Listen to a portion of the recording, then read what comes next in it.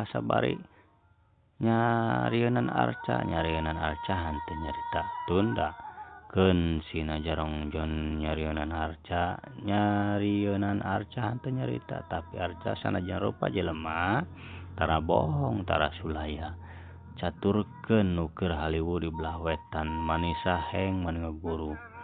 ti tungtung wetan anu kaler jeung kidul ti kidul gandeng ka kaler ti kaler saheng ka kulon ka sisi walungan rubak wahangan nyirah cai di gunung-gunung anu ngariung ngamuhara kadua sagara kabehan pada haliwuh parebut akal parebut panemu lantaran tadi oge basa dewa jari di jelema amun haur anggos katimu najan haur teu kabodol beunang apanan ari kapanggih mah jeung kacekel apanan anggeus haju bae ari nyana sewang-sewangan jare jelema sakarep-karep sewang jara di jelema tapi gede cacat loba cacat nyaeta aranjukeun garade hulu loba tingkah loba pangaruh kadenge kuku ya bodas jeung catang nunggal laju hararanjat darah tang kanu keur tapa dina sejak eudek ngarajak jara di jelema tapi da keur tapa dia rajak nyarita oge nya cara ricing bae kuya bodas laju ambek jasa laju ngojok-ngojok catang ceuk inyana seug dia opatan caricing bae ngaing jeung ki catang mah deuk jara di jelema ngaing deuk nyokot tanah bogaeun ngaing jadi raja legana cengkaleun ngaing dipingkis ku dua sagara jeung sakabeh walunganana ngamuhara kabeh ka kaler watesna di belah wetan ti belah sumur sisi Cidurian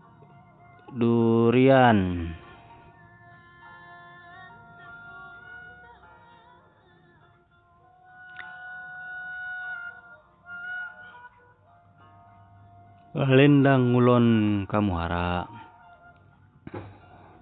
digirangna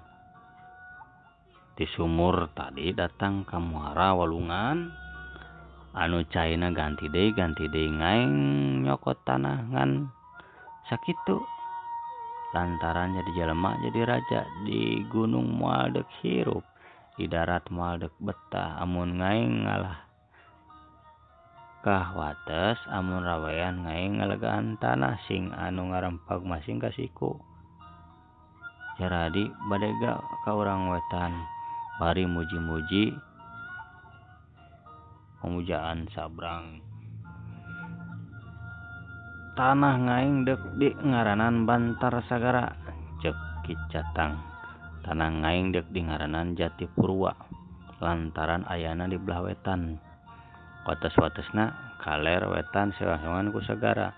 jeung di wetan ku walungan henteu digarap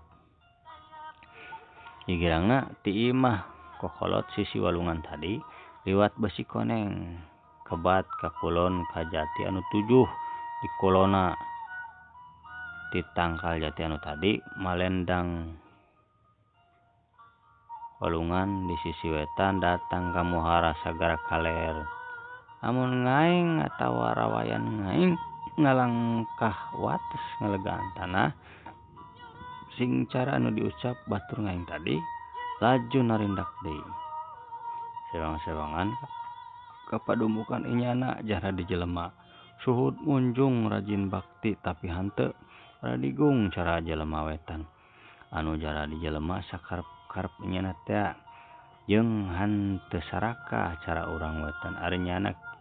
kitu oge nyaho rawayan ari nyana mah cak deundeun sina sewang-sewang jara di raja saurang di anu engke kungsi mawang ngaran Pajajaran Bantar Sagara saurang deui anu engke di sarebut baheula Pajajaran Jatipurwa kocapkeun ayeuna Sang Hyang Dewakala keur giliran ngalang-langan deui jagat urang inyana himeng neuleuh buana urang sebagian rehe bae di dua bagian rame jasa Laju inyana turun di bagian anu rame, turun di hiji gunung aya kobakan cara tampian lantaran meleng inyana ti soledat. Laju ti gujubar hadena eueuh anu neuleueun. Ari wani nyungsep cara kunyuker nahunan disorodot ti ruhur batu mah. Najan dewa oge karuhan era kabina-bina amun disarwakeun ku anu nareuleu. Cilok bae era anu hanteu gablek era mangan anu ngaku-ngaku nyaho di uga. Laju ngagara-garakeun anu nyariar lebak cawene meunang kawirang banget jasa jeung anu hanteu gablek era mah nya anu ngareka carita anyar. Tapi pieun nipu batur-batur inyana laju dipajarkeun uga. Gunung urut Sang Hyang Dewa Kala ti Kosewad kiwari aya keneh baheula mah disebut Gunung Regag Keuna Jambangan tapi kiwari jadi Gunung Raga Jambangan pikir Sang Hyang Kala. Ieu teh kumaha mimitina? Di mana datang anu kararieu sebut manusia jariga kuno sebut jelema ngejeuhkeun aredan da can wayah mudu loba anu araredan tapi meunang diantep teu meunang diantep mun digeuingkeun bae ieu jagat bisa dengdek sabelah. Laju inyana ngagedogkeun awak jileg ngarupa Sang Hyang Wenang anu jara di jelema sakarep inyana bae. Teh rupa Sang Hyang Wenang lain daratang laju marunjung tapi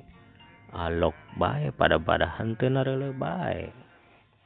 Ting lalios arasup ka imah bari loba anu ngarelelan ti jero bilik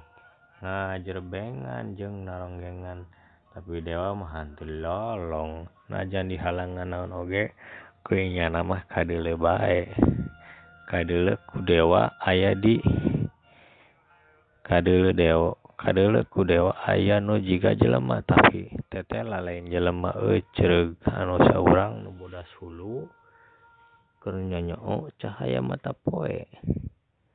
Saurang deui ngagubed hulu ku simbut bari ku kenyom ngitung tasbih.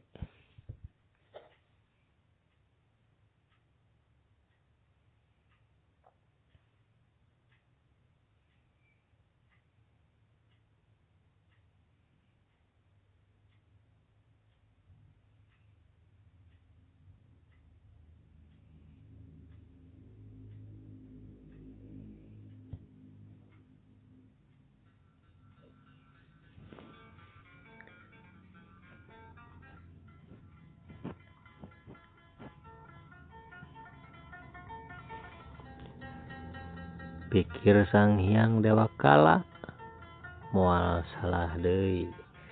sia tukang nyarieun uga tina kajadian nu geus araya lain tina kajadian-kajadian nu bakal araya.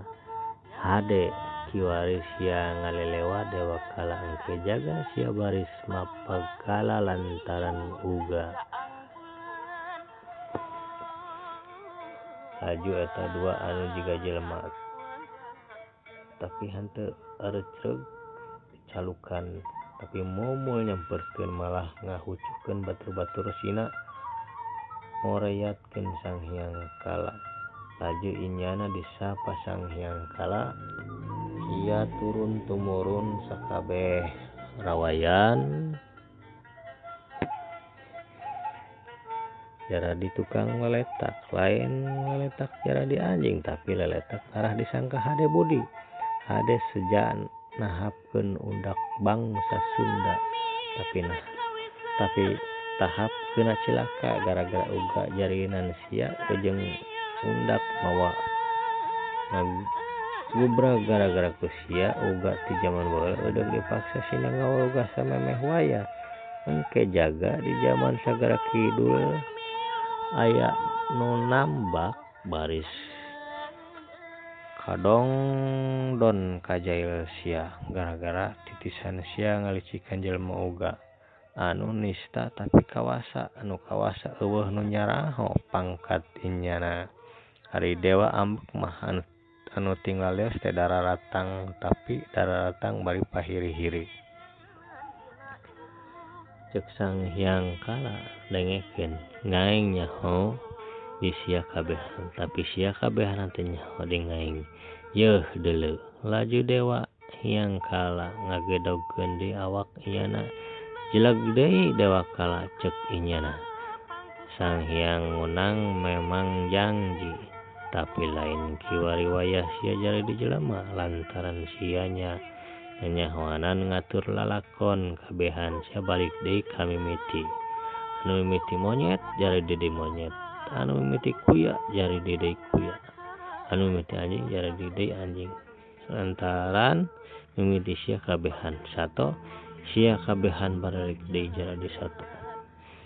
maniting jararit anu arembung jara di sato cek nu bodas hulu anu baleta mimiti kuya dewa teh apan adil tapi kunaha bat nyapa jelema anu yeun bukti lantaran janji tina pasini jeung lantaran geus aya basa tinu jadi dewa cek Sang Hyang Dewa Kala dewa adil aya wayahna dewa henteu adil aya wayahna henteu ngaing hampura tapi sia kabehan mudu nyieun mandala menang dina rupa niru gunung jeung mudu anggeus jero 17 tahun